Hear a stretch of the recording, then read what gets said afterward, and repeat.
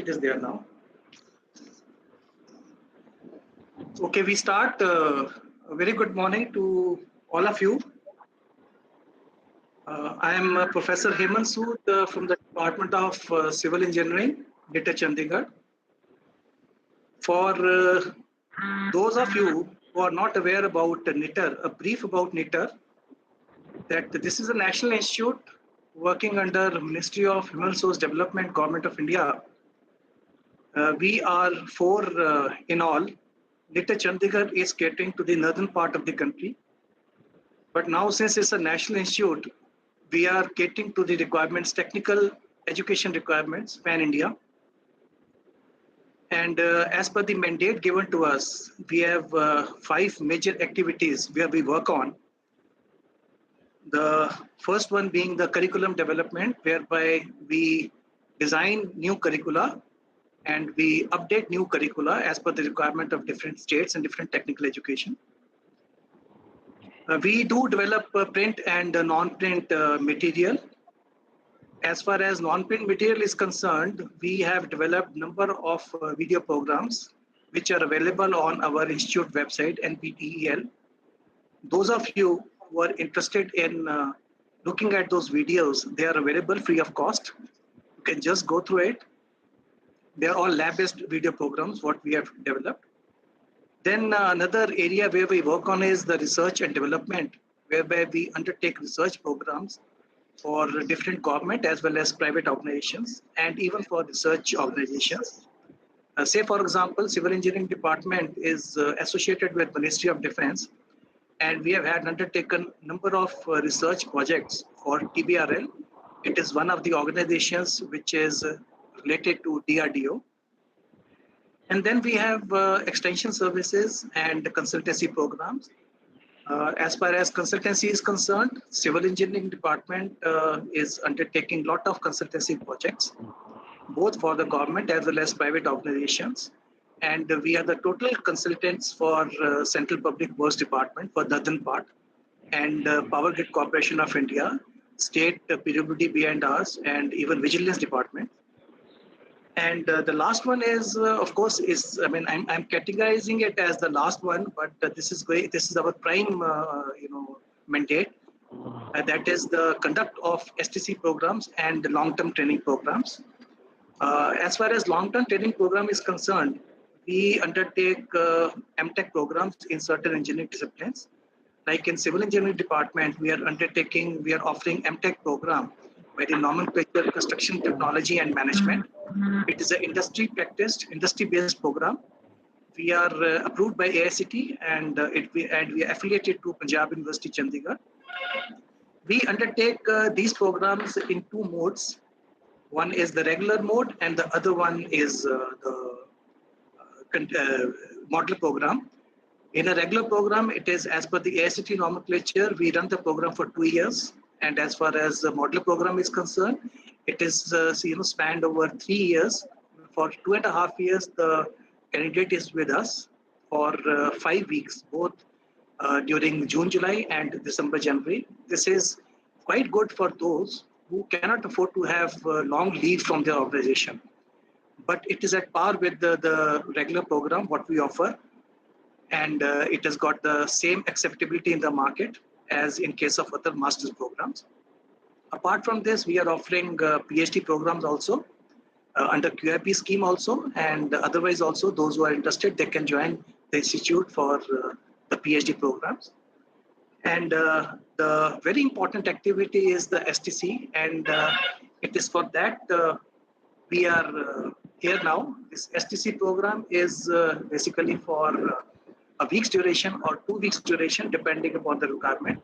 We also run customized STC program for certain organizations who are, into the world of work. As far as this particular program of remote sensing and its application in engineering is concerned, this is going to be a 5-day program, and we are going to have 2 sessions in a day. Each day we are going to have a session in the morning that runs from 11 to 12. And in the afternoon is going to be from 3 to 4. And we have been running this program in the offline mode as well, whereby we have been, teaching the the skills pertaining to the use of different softwares in remote sensing and GIS.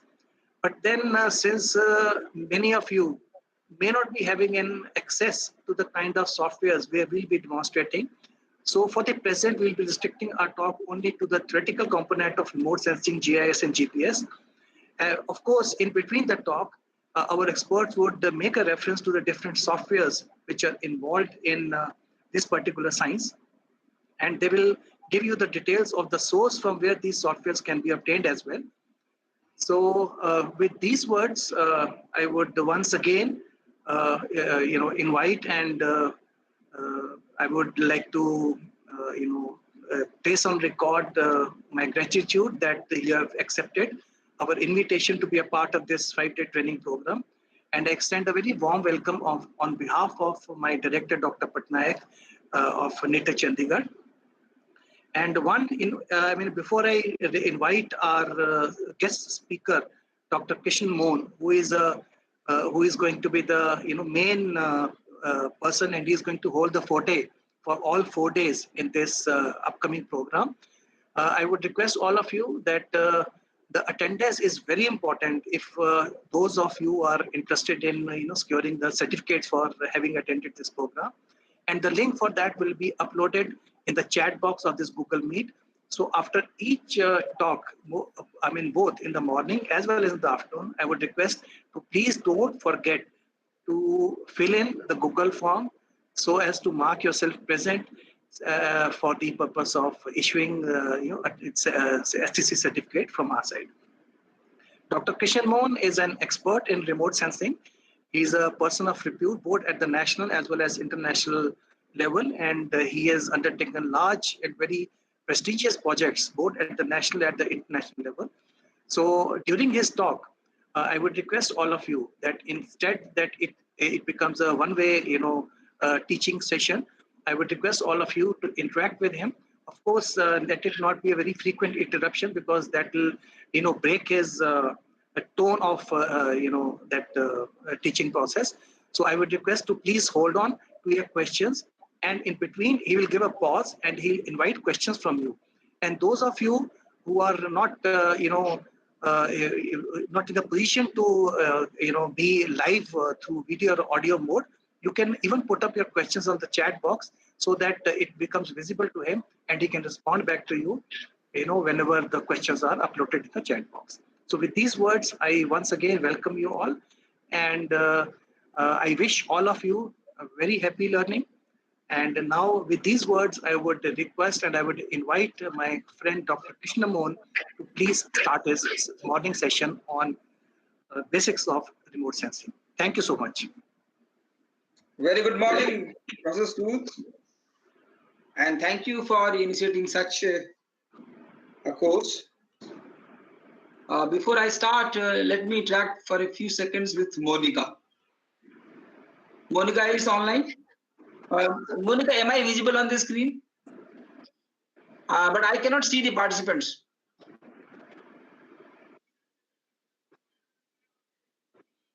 Okay. No, that is not possible. So which means during the presentation, I cannot see the participants. Am I right? Right. So how many centers are connected right now? 52 participants or centers? And centers? Okay, very fine. So I am going to address the 52 participants. Am I right? And Kapil Ori is there to coordinate with me technically. No, I'll be there. I'll be there, Dr. Sahab. I'll be there. Okay, perfect. So, friends, very good morning to all the participants who are attending this 5-day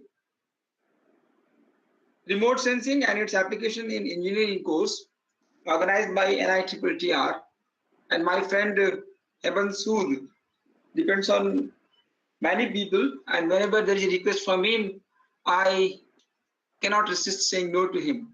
Anyway, so thank you for inviting me for this course. Friends, today's lecture is limited to the basics of remote sensing. And many of us have to understand that technology can change our understanding of nature. Friends, technology has played a very important role in our life. All the listeners across the nation today are very fortunate to have technology at their hand. And therefore, for them, this world has become very small, and the technology has given them so much of connectivity that today I am delivering this lecture in a remote mode where each one of you sitting at your home are going to listen, understand, and even interact with me. Now, this was not possible in the absence of technology. And therefore, what we find that technology played a very, very important role. Not that there are not the negative part of it, but today we'll be focusing mostly on positive part of the technology. Now, as far as the remote sensing is concerned, the history of remote sensing began with the invention of photography. Now, this is very important for us to understand. Friends, nature has given us different number of sense organs. We are very fortunate to this nature. Using them, we try to manage our whole life with the help of information which we collect with the help of these sensors. Now, when I say that the history of remote sensing began with the invention of photography, I would like to understand from any of the participants that do they know the meaning of the word photo in the photography? Anybody? What is the meaning of photo in the photography? Kapil Ohri can respond on this question. Anybody from the participants, if you can answer this question, what do you mean by photo in photography?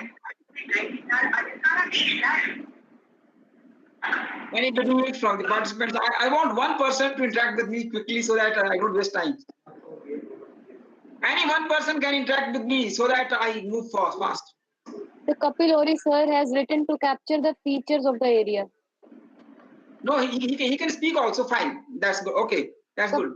And so what we find that this kind of information is there with most of us. But friends, you are all engineers. You are all scientists. I believe so. Now let me tell you that in your school days you were taught about this word photo, which in scientific words has a meaning called as light.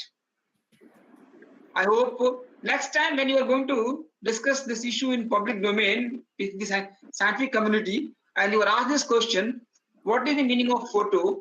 The meaning of photo is simple light. Now, so when I'm talking about photography, what is this photography?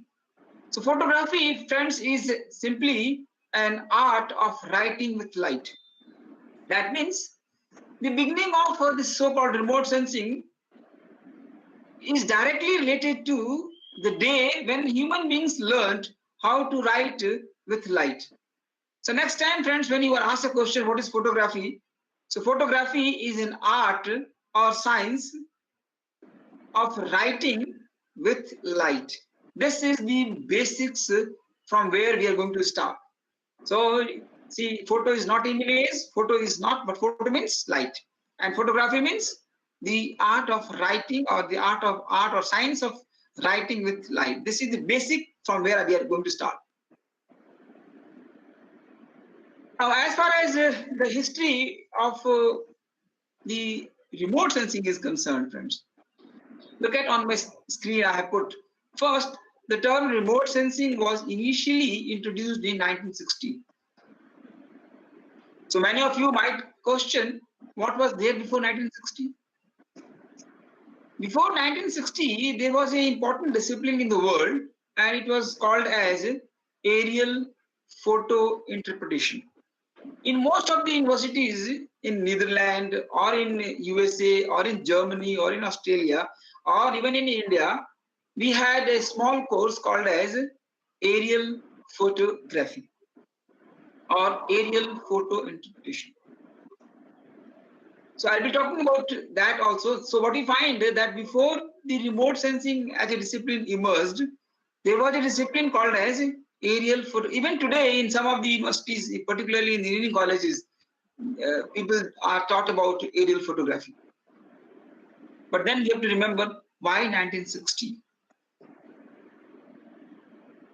Second, the 1960s and 1970s saw the primary platform used to carry remotely sensed instruments, that means shift from airplanes to satellites. So what we find that the use of platform changed since 1960s. Earlier, we were using airplanes and therefore aerial photography as a concept was used. But the day we started using satellites for capturing images of the Earth, we started using the word remote sensing. So if somebody asks you what is the difference between aerial photography and the remote sensing, then remember here that we use the word remote sensing only in the strictest possible sense when we are capturing the images of the Earth from satellite. That means we are no more in the Earth's atmosphere. We are doing this whole exercise beyond the Earth's atmosphere. Therefore, we don't call them as aerial photography. We call them as remote sensing. So we have now a large number of satellites of different countries. Third, imagery became digital in format rather than analog. So what we find that earlier we used to have hard copies of the photograph or the images, but now we can process them in the digital format and the processing is too fast. Fourth, sensors were becoming available that recorded the Earth's surface simultaneously in several different portions of the electromagnetic spectrum, which I'll discuss later on. But then remember here that it is the complete interplay of human beings with the electromagnetic enabled us to understand our Earth in a big way. Finally, the turbulent social movements of the 1960s and 1970s awakened a new and continuing concern about the changes in the Earth's physical environment. So friends, let us ponder about some of the things. And that relates to a simple question. And the question is remote sensing new? Now, most of you, those who have studied in the universities or colleges, when you learned about this, you thought that this is a very technical subject. But let me tell you that as far as remote sensing is concerned, each one of you, right from your birth, is practicing some kind of remote sensing. Now, for you, it is a very big surprise that you are the best practitioner on the Earth as far as remote sensing is concerned. But then, why don't we call it as remote sensing as a technique, or why don't we treat ourselves as an expert in the discipline? The reason is that the remote sensing which you are practicing right from your birth is a remote sensing which is called as natural remote sensing. I again repeat, it is called as natural remote sensing. Now the bigger question before us is that what are the sensors which are with us, providing us the ability to sense remotely? So friends, in your body itself, we have 5 different sensors. And I'll be touching them very marginally to explain the concepts. Look at your eye. Just imagine a situation that we do not have the ability to see. How will we understand this whole world? It's too difficult for us to understand. So when you were born, and immediately after birth, you started looking at all around yourself. And remember, friends, from that day itself, your brain is continuously recording, anything which comes in its face. So anything which is in front of your eye is automatically getting recorded in your brain. Remember it. And this is very, very important. So what you find that as far as this eye is concerned, eye is providing you all kinds of information. It is the eye only which you will be appreciating, that you look at things, you try to derive meaning out of it, you try to touch it, and you try to understand it. All kinds of information which is there in the form of visible format are gathered with the help of eye. You can recognize your parents, you can recognize your mother, father, friends, your own vehicle, your things all around you, in your room, outside.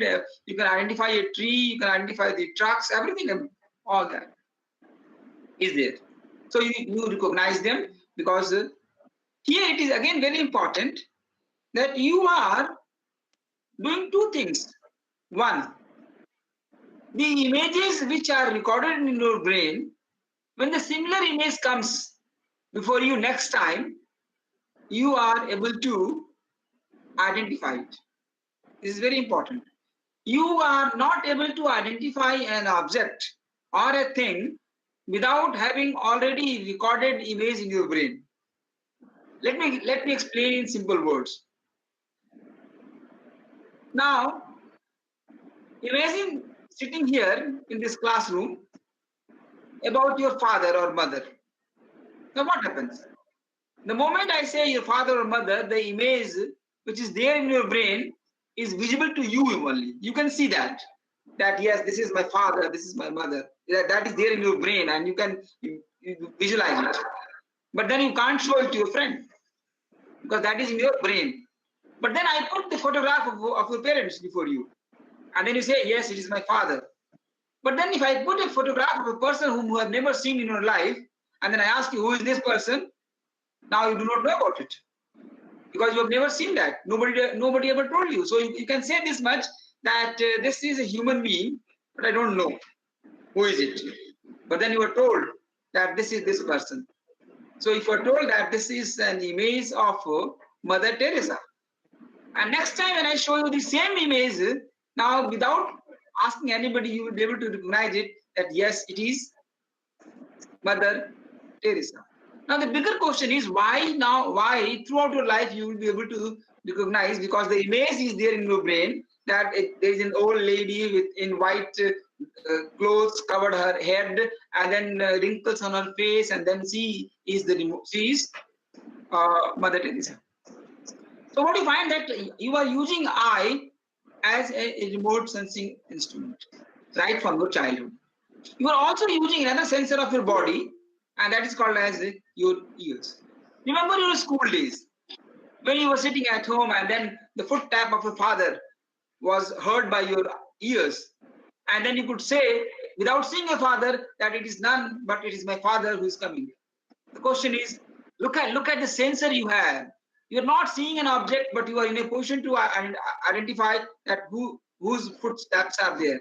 Not only that, when you switch on a radio, and then there is this melodious song by a lady, and then you say, oh, it is Lata Mangeshkar singing. You're not seeing the Lata Mangeshkar, but then you immediately identify the voice, because your ears are helping you to recognize it. Because you've already recognized, you have already recorded that sound, and the person, they are attached together. Therefore, you are able to identify it.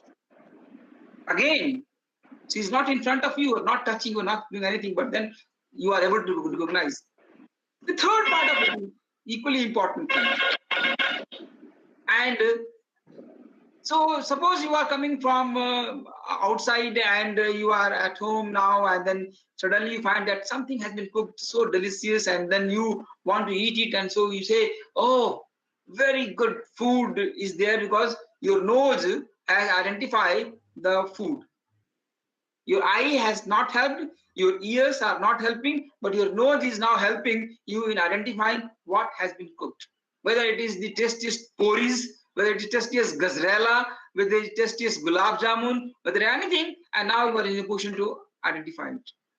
So what do you find, friends? Out of 5 sense organs, I have discussed about 3 sense organs: the eye, the ear, and the nose.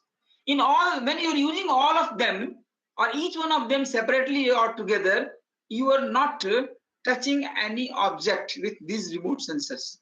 You're not touching the eye with the object, you're not touching your ear with the object, you're not touching your nose with the object, but your nose was able to identify what object it is, your ear was able to identify what sound it is, and your eye was able to identify what object it is.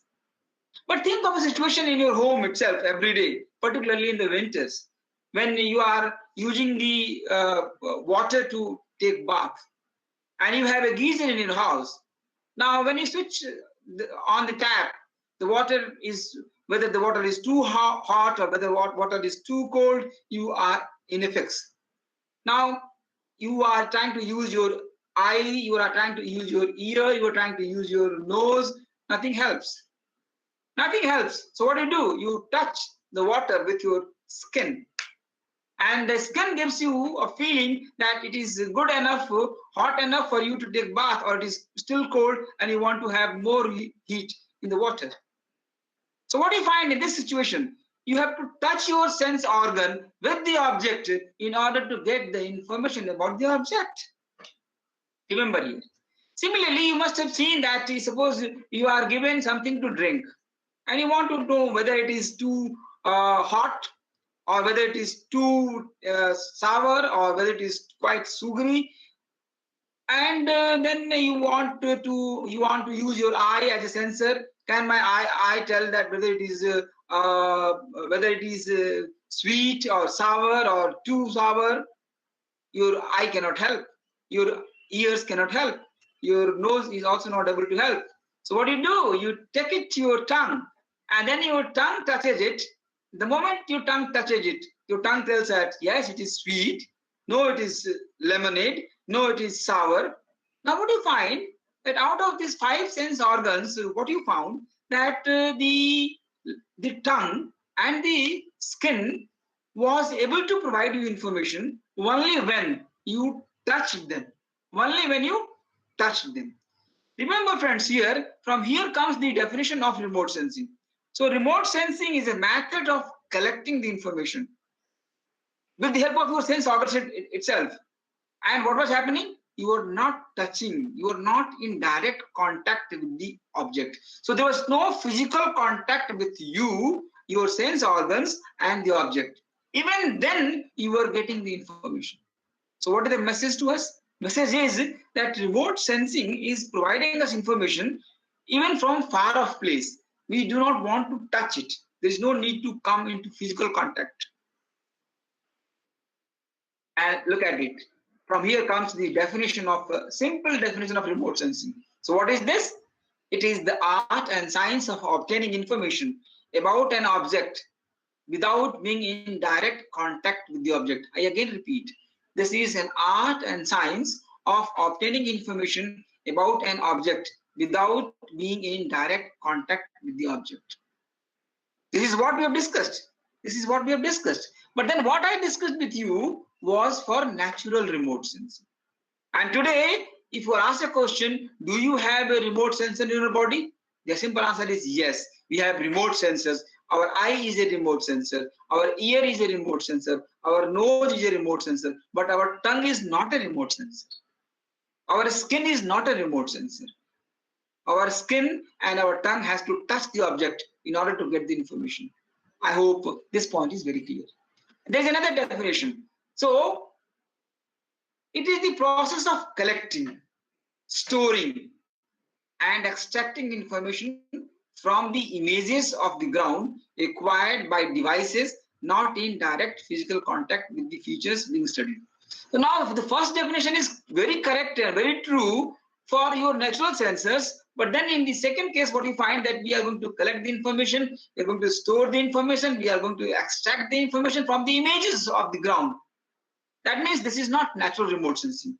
This is technology assisted remote sensing. Now, by now, my students, my friends, they have learned 2 points. That as far as remote sensing is concerned, that there could be 2 broad categories of remote sensing. One, the natural remote sensing. With the help of all your senses, at least 3 senses, you are getting information. And then we call them as, the second group is called as the technology assisted remote sensing. Now the bigger question before us was, when we were doing so well with the natural remote sensing, what was the need of technology assisted remote sensing? And here lies the basic issues before us. Now what you can see with your eye, you cannot show it to the other person. That is the first limitation of your eye. What you can listen from your ear, you cannot let it hear with the other person. What you can smell with your nose, you cannot make it smell the other person.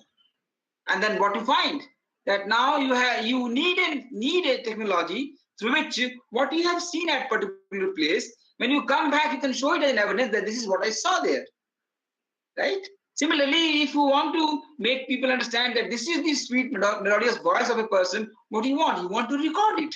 Now, how to record it was the biggest possible challenge before the human beings. And therefore, technology was developed. Remember, friends, as far as the human beings are concerned, human beings have many limitations. Remember here, when you are going to learn about the remote sensing. Now, as a human being, we have a very serious limitation. We cannot see very, very small things. At the same time, we cannot see very, very big things. So human beings can see things only of a particular range of size of object. We cannot see very small things.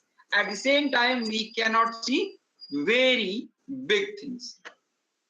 Number 2, these are the limitations of movement, which you have to keep in mind. Human beings cannot comprehend all those processes which are too fast in the nature. At the same time, human beings are not in a position to comprehend all those processes which are too slow. So our human limitation is that we cannot comprehend too fast processes. At the same time, we cannot comprehend very small, very slow processes. And in order to overcome these limitations, what have we done? Our forefathers, our predecessors have developed technology. So what they did? In order to see very, very small, minute objects, they developed microscope for you. At the same time, in order to see things very big in size, so they try to reduce their size and they can portray it by reducing its size. Now, I will give an example for you. So suppose you want to see the cells of your body, you need a microscope. But if you want to see the whole world on your screen, then you want a reduced map of the earth. And you must have seen that such a big earth can be shown to you on a small screen, so-called with the help of a map. So map is the reduction, whereas the microscope is going to enlarge.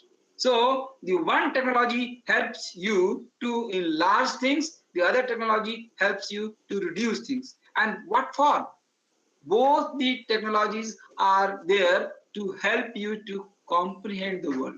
That is why, friends, sitting at your home, you can see the whole earth on your screen and identify that this is India, this is Sri Lanka, this is United States of America.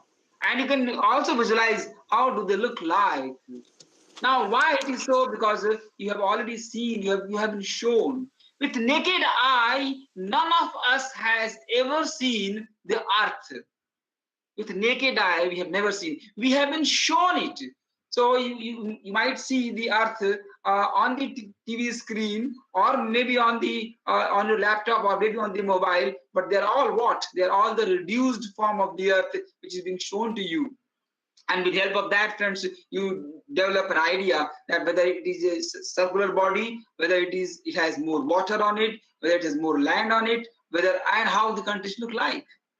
So what you find that science has enabled you to understand the world in the most meaningful manner. And this is at the same time the processes which are too fast. So what you find and the process which is too slow, we can't understand. For example, how this earth is moving slowly from one part, or the land part is moving from one part of the earth to the other part of it. We know that we are on a dynamic earth and this earth is moving. The top layer of the earth is always moving. But at what speed? For example, the land on which in India we are living is moving at a speed of almost 5 centimeters per year. Now 365 days, 5 centimeter of movement towards north. Now, do we really notice it? Can we really identify it with our naked eye? Perhaps not. But then science again came to answer these questions with the help of technology. At the same time, you must have experienced the process which is too fast. When an earthquake takes place, friends, within seconds, the things on the earth, they get destroyed. They get displaced. Or how many of us really can understand how fast the whole event took place? And then we find that, oh, it is very difficult to make us believe that this process was too fast. So what we find that we cannot comprehend the processes which are too fast. We cannot comprehend the processes which are too slow.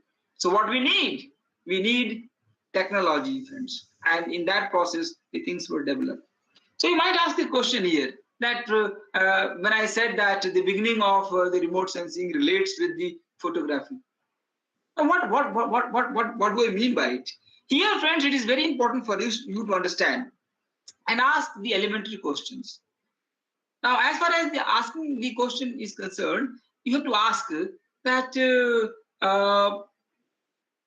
this photography, why it was developed and how it was developed. It was developed for capturing things, for recording things. Now, when the photographs were not available, people were trying to paint. Painting was there.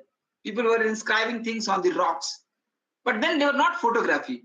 It was written either with the help of a chalk or with the help of a stone or with the help of some ink. They were all there.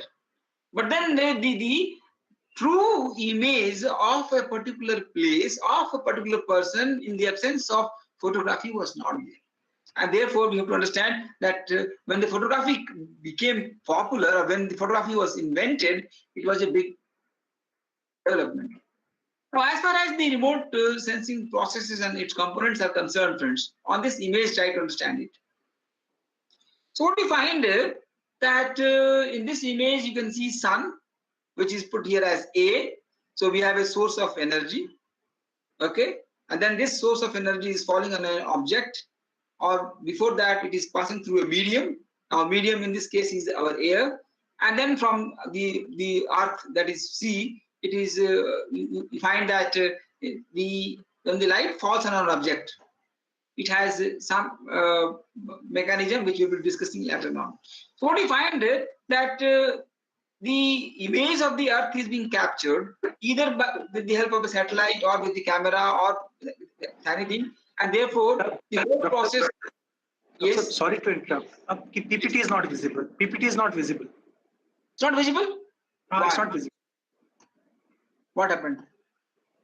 आपने share नहीं किया, I think. Share किया था? नहीं, हुआ नहीं. Okay. ये कब से विजिबल नहीं है?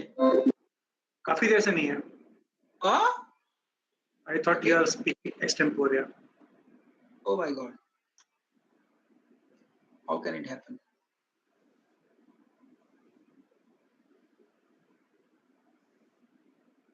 Okay.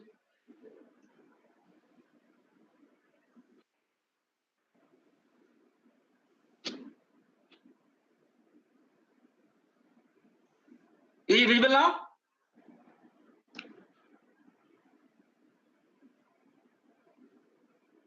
Sood Saab, is it visible now? मुझे नहीं दिख रहा. I am not able to see. Other participants, you may ask the other But I think participants. participants, they are saying it's visible. You can continue then if it is visible to them. No issues. Okay, fine, perfect. So, friends, look at this image very carefully. Now, what are the basic principle on which this remote sensing operates? Now, the first principle, see, I told you in the beginning that we wanted to record. For example, whatever I see with my eye, I want to record it. So one method is I can record it in my brain, but then I can't show it to others. So we have to ask a question. And the first question was, friends, which was asked even by the Aristotle. And the question was, why things are visible to me? And this is a very important question. Why things are visible to me? What is more important for me to see things? And here I'll ask the question again to Kapil Ohri. What makes us things visible? Kapil, you can answer this question. हमें चीजें दिखाई क्यों देती हैं? Why things are visible to us? There's no response. I want somebody to respond quickly. कोई भी एक विद्यार्थी, कोई भी एक शिक्षक can answer my question. Hello. Yes, sir. Monika बेटे किसी एक को बोलो कि ना वो सर से बात मतलब कि ना मुझे बात करता रहे. Participant, please kindly respond to sir. बोलिए कि वो अपना जो वहाँ का हेड है ना कोई भी. Sir, Ravi Singh sir is saying because of light or reflection of light. And Because Kapil of Ohri sir is Kapil Ohri sir is saying through the senses of eye, which is working on optical principles. So commonly what we say that we are able to see because of light. Yes, optical principles, reflection of light. So let us try to ask the question. Can our eyes see the light? Is another question. And then we find that we cannot see light. This is another limitation of the human beings. Human beings, that means the moment I say light has two components. The light which our eye can see and the light which our eye cannot see. So we have to distinguish between the visible light and the invisible light. And what we find, our eyes can see only visible light. And then when I say the visible light, again, the visible light is that light which is reflected part of it. Remember here, our eye can see the reflected light. So one important principle which was understood by our, hello. One, this is very important, that the simple principle which operates in the physical sciences or in physics, that we understood from our understanding that every object has a differential property of reflectance in the presence of light. So what we learned that human beings can see things only in the presence of light. So if it is dark, completely no light on the earth, in the night time, friends, we human beings cannot see. Is the first principle. Human beings can see things only in the presence of light. Is a very fundamental principle. That means human beings have the ability to recognize things, identify things, interact with things only in the presence of light. At the same time, what we learned over the years, that every object, be it a tree, be it a rock, be it a soil, be it a human being, be it an animal, okay, they have a property of reflectance. So when the light falls on an object, and that particular object will reflect the light, the reflected light falls in our eye and we are in a position to identify the object. Here it is very important for us that when we look at the light, where do we see the light? Friends, it is very simple basic principle that human beings can see light only at two places. One, at the source, right?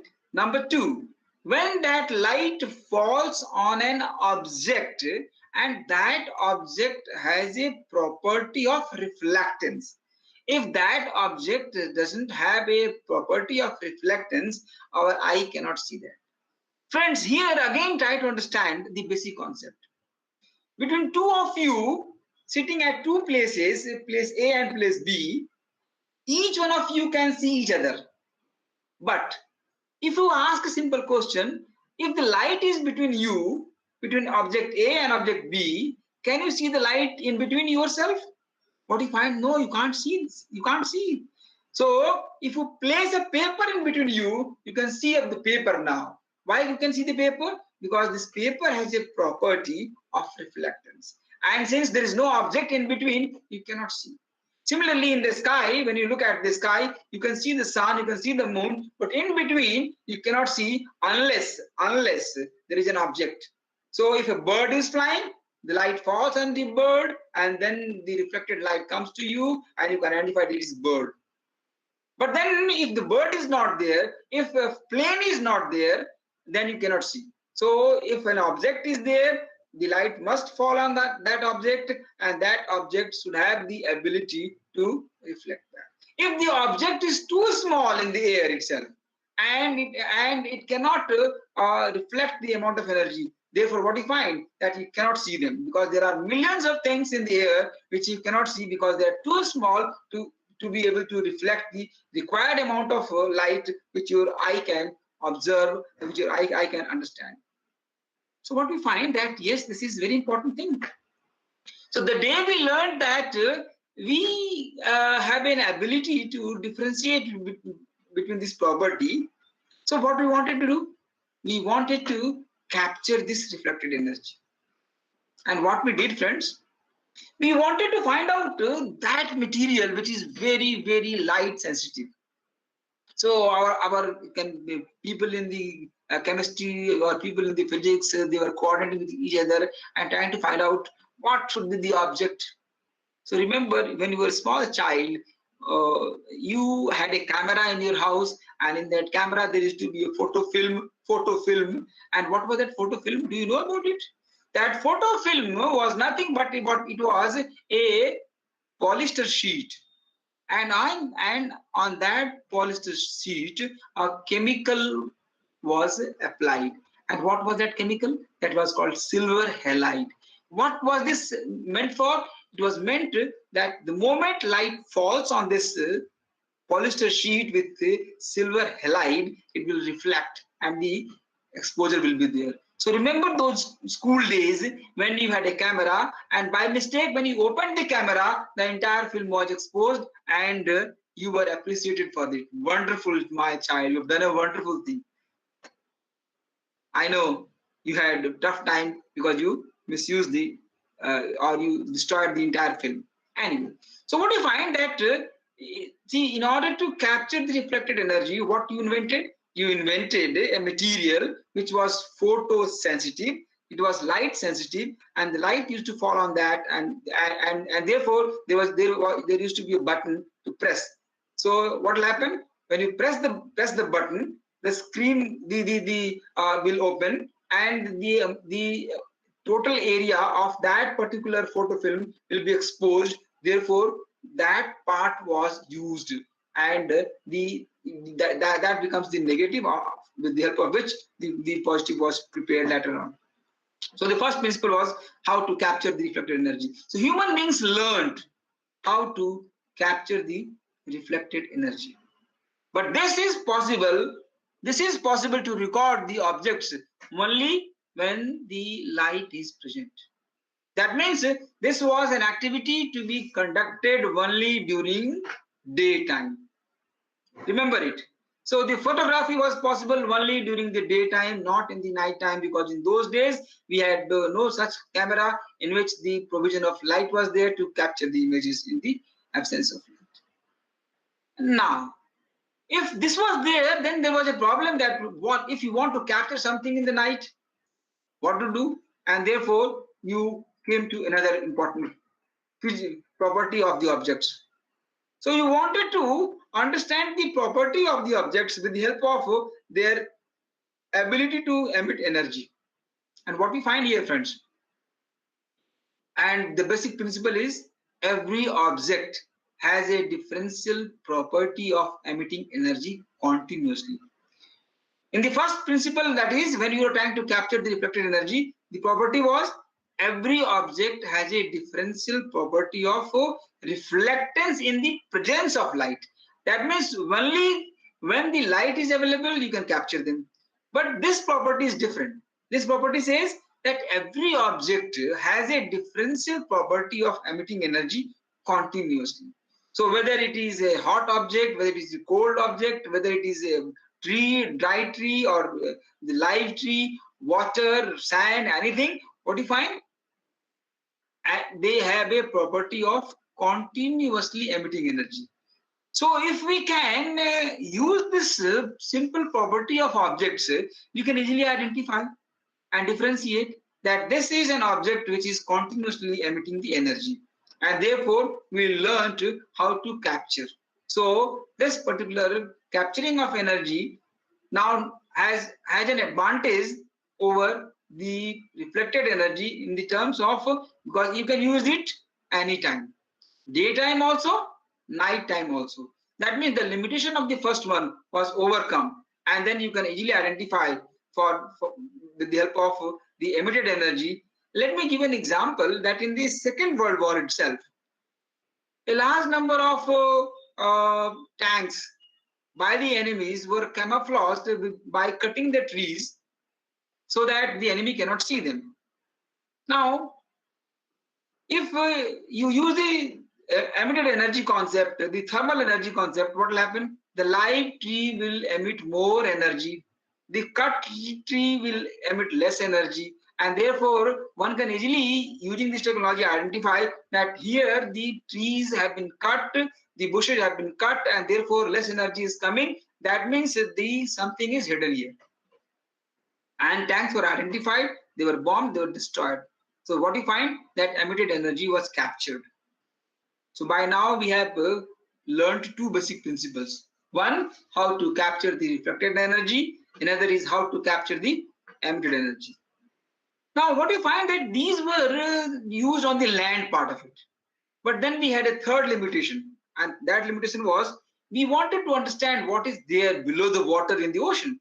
We have huge ocean. We have 71% of the total earth underwater.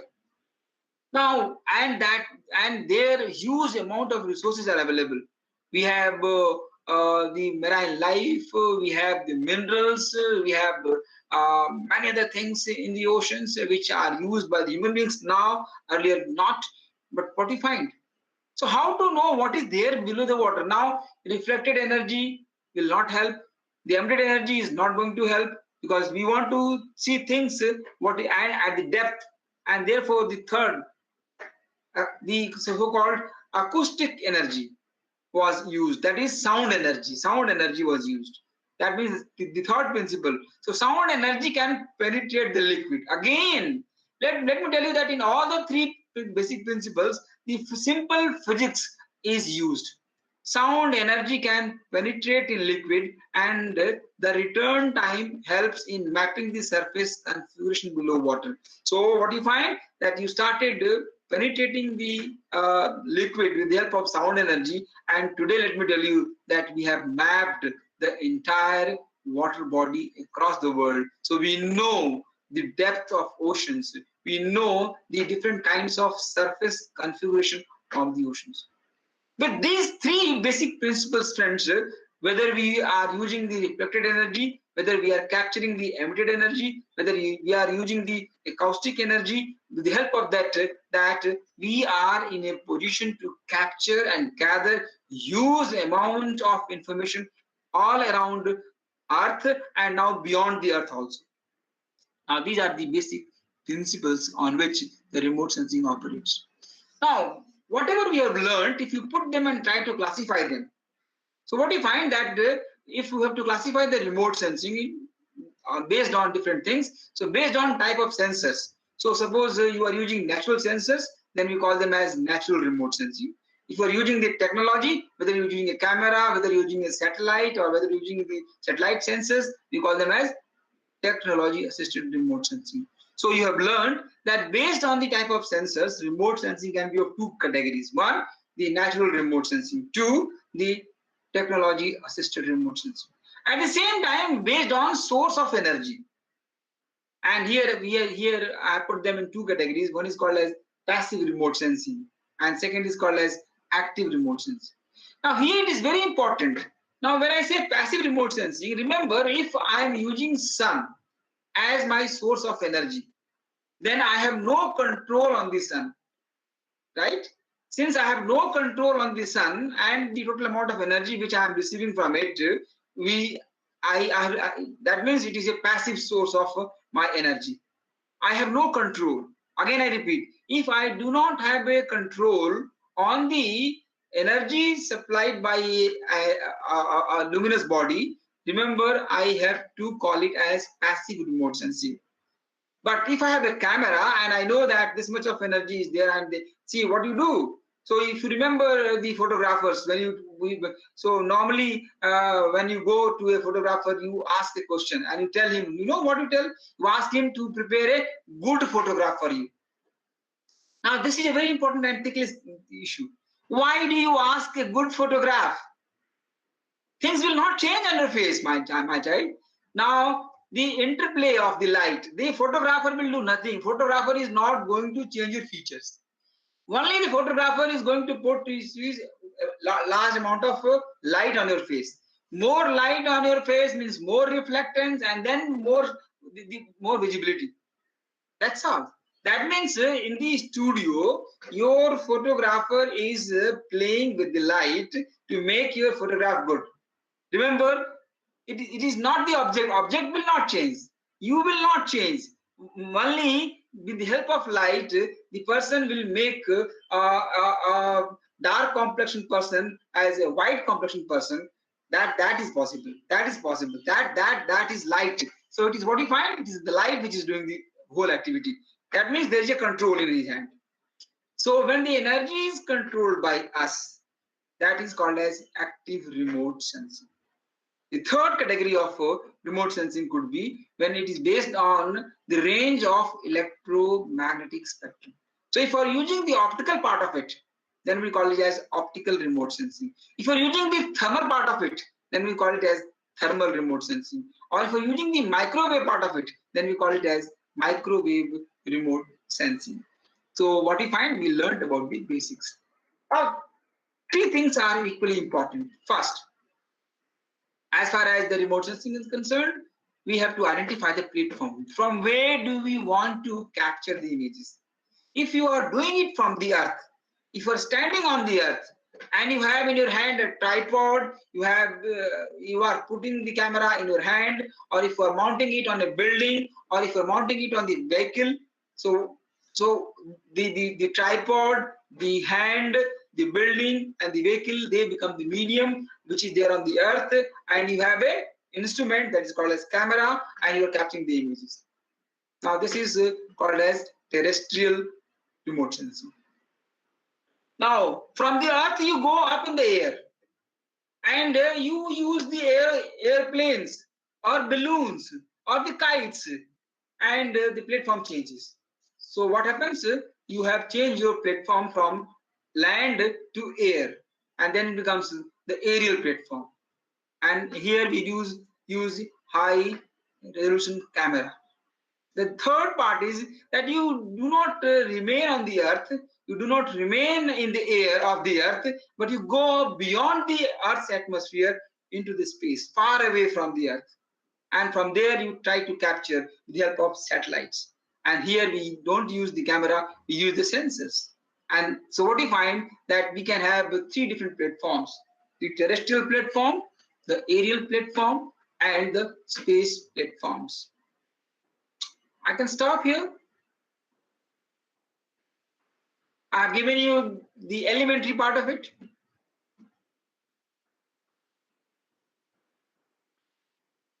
Monica? You can ask for questions if Any questions from any of the participants?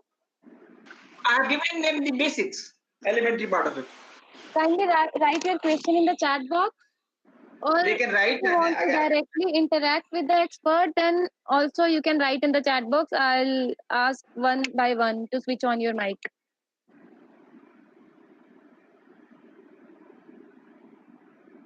Yes, participants, any question?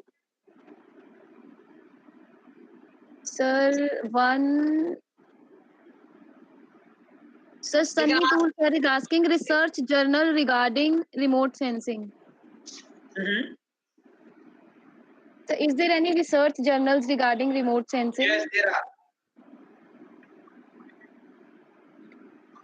Any other question?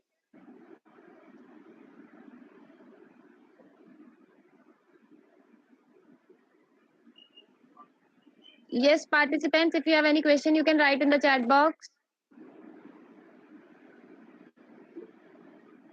In India itself, we have a society called as Indian Society of Remote Sensing. They regularly publish their journal. Similarly, we have GIS development as another one. At the world level also, we have different bodies. They regularly publish articles on remote sensing. Sir, one question from Pallavi Amale ma'am. Applications in water resource engineering. Tomorrow we will discuss that. Application is tomorrow. Okay, and sir, one question from Sanjana ma'am. Whether aerial photography will be vulnerable with climate? Yes, of course. Of course.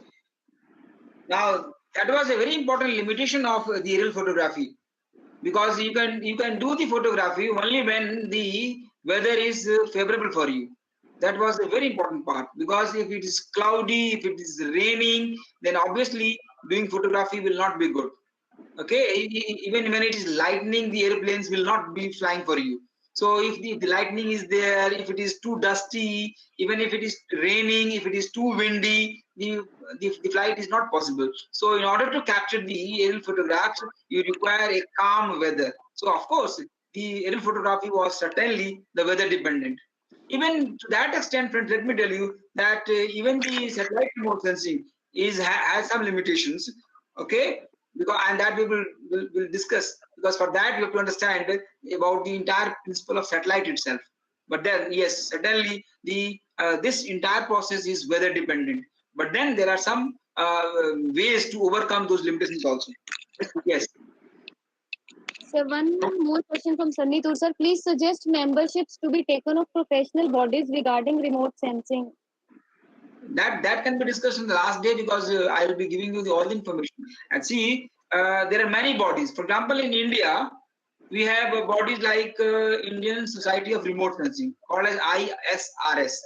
So you can become the member of it, and the whole country has been divided into different chapters. For example, if you are in Chandigarh, we have a chapter in Chandigarh. If you are in Roorkee, we have a chapter in Roorkee. If you are in Delhi, we have a chapter in Roorkee, Delhi also. So the whole country has been divided. For that, what you do, you just open the website of Indian Society of Remote Sensing, ISRS, and then you get the information.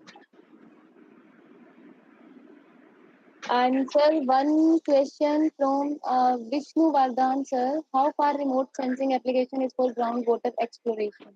That we will be discussing tomorrow in the application part of it. One question from Geeta Bhatia. Today we are going to apply the remote sensing for gathering information about anything which is in the visible domain. Anything. And tomorrow when I open the discussion, I will tell you that we have to understand the basic principles of resolution also. Yes.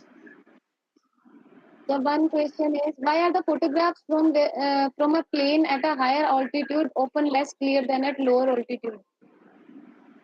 Please repeat.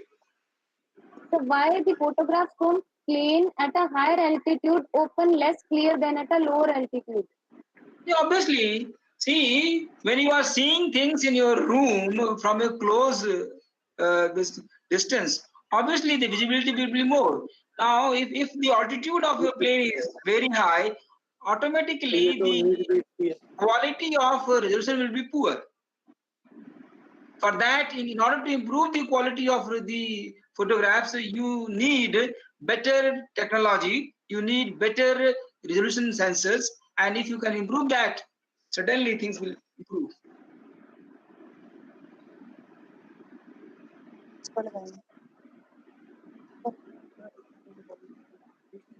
So when we have to enter, no, sir, 1 minute. Is remote sensing fully dependent on the satellite communication applications? No, satellite communication is different part, different thing. Satellite communication is different thing. See, in the satellite communication, we don't look at the image of the Earth. It's very important. So here our students have to understand that as far as the satellite communication is concerned, satellite satellites which communicate the information, okay, they are high altitude satellites, and there we use different signals. Okay, in the case of the remote sensing satellites are low altitude satellites. In simple way, let me make you understand that remote sensing satellites are at an altitude of about 600 kilometers from Earth's surface, whereas communicating satellites are located at a height of 36,000 kilometers from the Earth's surface. I again repeat, the remote sensing satellites are located at an altitude of 600 kilometers from the Earth's surface, whereas the satellites used for communication purposes, they are placed at a height of 36,000 kilometers. So communicating satellites are high altitude satellites, whereas remote sensing satellites are low altitude satellites. At the same time, the remote sensing satellites are also called as polar sun synchronous satellites because they move from pole to pole and capture different parts of the Earth in different orbit. Whereas the satellites which are used for communication purposes, they are geostationary satellites. So they face a particular part of the Earth continuously so that communication is not disturbed. So the satellites which are used for the purpose of communication, they are geostationary, whereas satellites which are used for the purpose of remote sensing, they are called as polar sun synchronous satellite, and they move from pole to pole. Yes. Is there any MTech course in remote sensing? MTech courses in remote sensing, see, in Punjab University, we are having a course that is called as geoinformatics, Masters in Geoinformatics. Okay? Masters in Geoinformatics. The one question, any real-time example for MEMS sensors?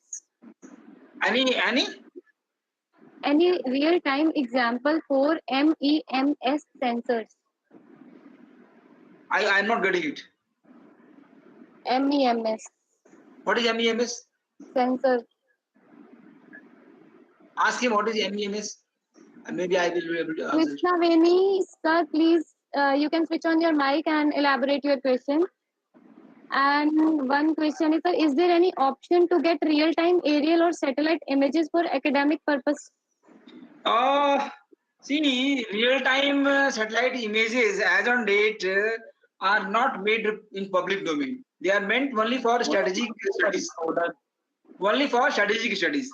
But then near real-time information is available and they can be purchased.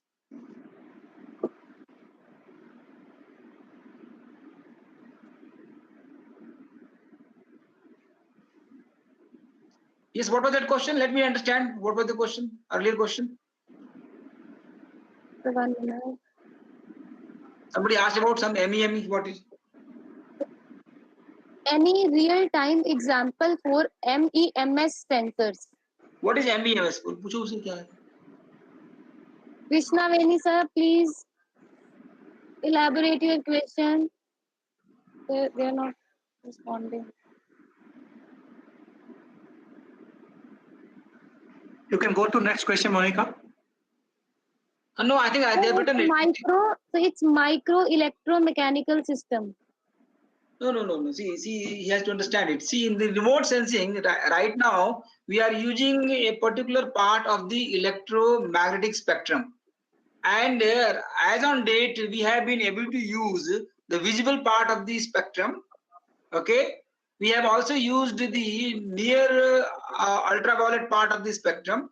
We have also used the near infrared part of the spectrum. We have also used the microwave part of the spectrum, and therefore putting them together, we can use the different parts of it. At the same time, we can split a particular band. Suppose we have the visible band, this visible band can be split into so many other parts. So for example, band 1, band 2, band 3, band 4, and so many. So as on date, we are completely dependent on the different bands of the electromagnetic spectrum. Yes, sir. There are no more questions. Okay, thank you. Okay, right, Dr. Saab, thank you so much for very, in a simplified language, what you've explained. I tried my level best to make basics of remote sensing. Of course, I know it's a different media, and in order to put things in a very simplified manner, I think this was the best, possible methodology. I would request all the participants to please don't forget to put in their attendance. Otherwise, it will be difficult for us to issue the certificate. And in the afternoon, the session is going to be at 3 o'clock. So I request all of you to please, be present around 10 minutes before the scheduled time. Thank you so much. And thank you, Doctor, for... and I thank all the participants who listened to me and posed questions. Thank you.